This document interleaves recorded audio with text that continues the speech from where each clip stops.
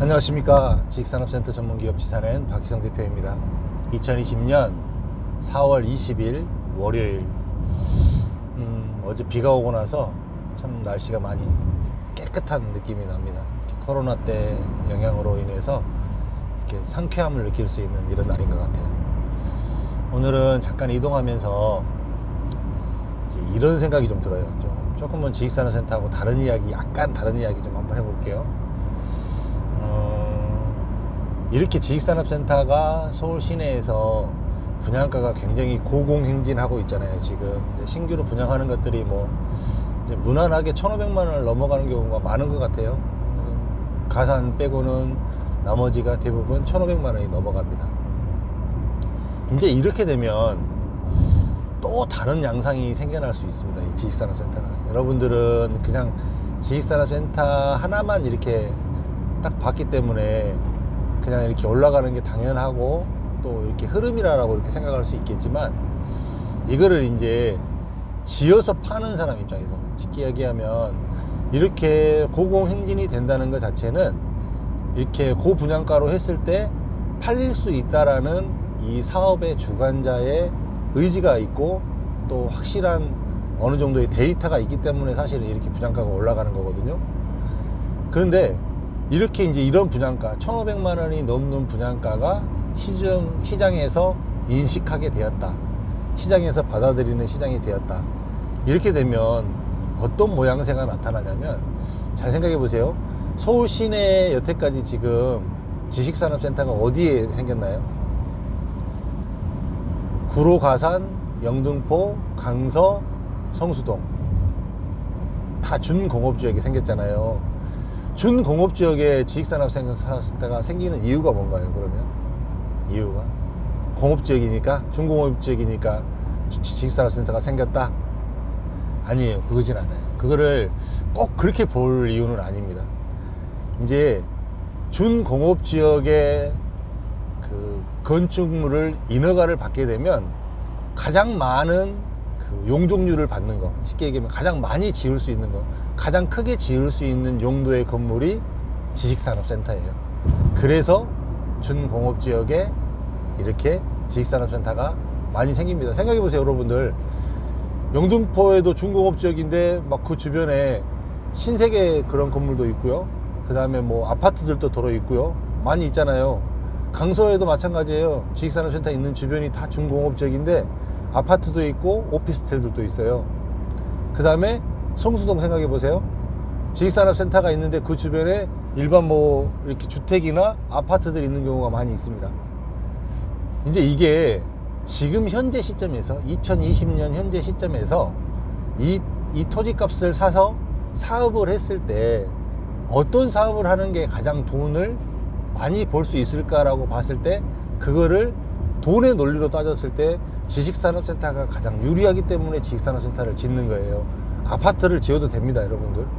아파트를 지어도 되는데 아파트를 지으면 이렇게 너무 조금 짓게 해준단 말이에요. 그래서 그 땅값 대비했을 때 그 토지값을 주고 사서 사업 수지가 안 나오는 거예요. 이해되시죠? 그러니까 이거를 그런 식으로 이해를 해야 된다는 개념이죠. 제가 이제 무슨 이야기를 하려고 하는 요지는 뭐냐면, 봐보세요. 지금까지 준공업 지역에서는 이제 다른 것들을 많이 지을 수 없었기 때문에 그냥 지식산업센터밖에 지을 수가 없었어요. 근데 이제 이 준공업 지역의 땅값이 굉장히 많이 올라갔습니다.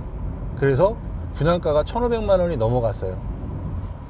이렇게 되면 어떤 상황이 생기냐면, 이제 이거 사실은 사업 시행하는 팁이거든요. 일반적으로 만약에 상업지역이라고 한번 쳐볼게요. 상업지역은 용적률이 훨씬 높잖아요.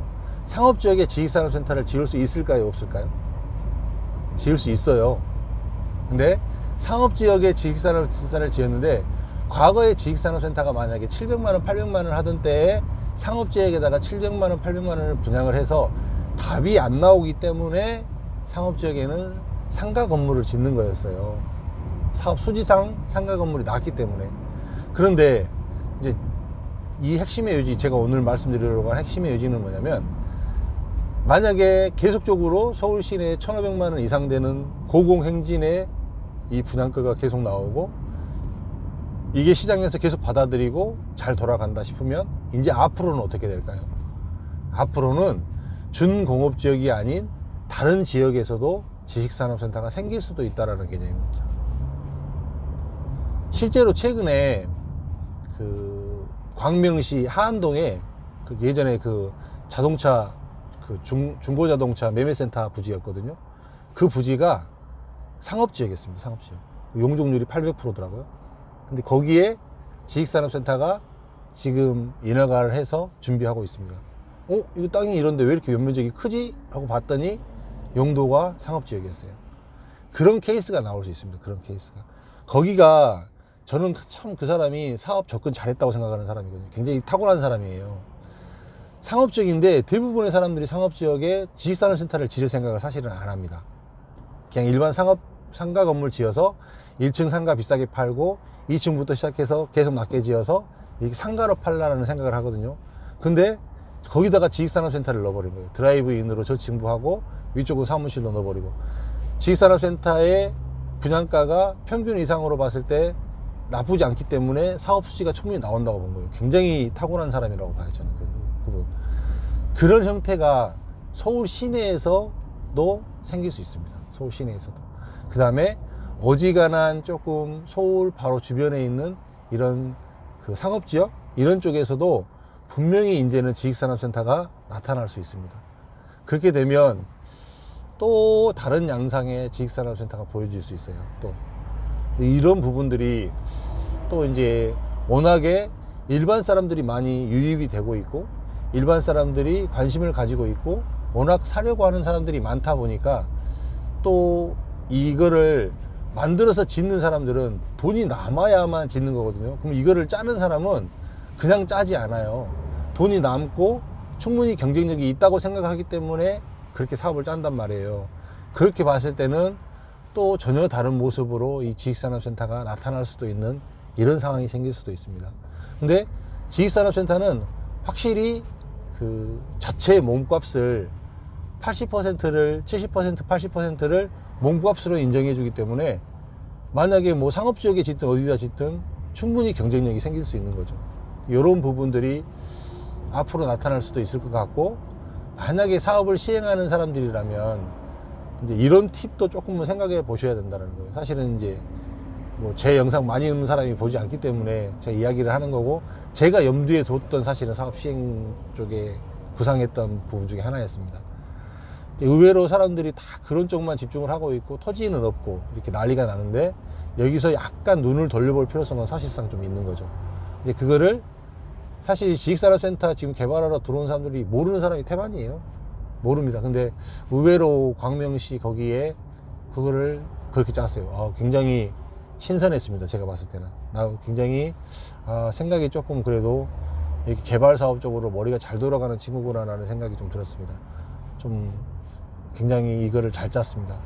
이런 부분으로 의외로 또 전혀 다른 양상의 이렇게 고분양가가 이제 시장에서 인식이 되었기 때문에 전혀 다른 모습으로 또 나타날 수 있는 그런 상황이 생길 수도 있다. 이런 생각이 저는 좀 들고요. 좀 한번 이런 부분도 한번 이렇게 한번 봐볼 필요성이 있는 것 같아요. 이제는 지식산업센터를 분양할 때 그 토지 용도를 보면 다 이제 중공업 지역인지 아니면은 뭐 자동 용지인지 뭐 도시 지원 시설 용지인지, 이거는 기존에 다 있었던 용지거든요. 기존에. 근데 이제 이게 상업 용지로 나올 경우에는 조금은 좀 더 다른 시각으로 한번 여러분들이 그게 옛날에 이런 수도 있다 그랬는데 이런 게 나오는구나 라고 한번 보시면 또 다른 부분들이 생각이 날 수 있을 것 같습니다. 그냥 오늘은 조금 다른 이야기 한번 해봤습니다. 또 오늘 또 한 주간 또 평안하시고요. 또 잘 지내시기 바라겠습니다. 감사합니다.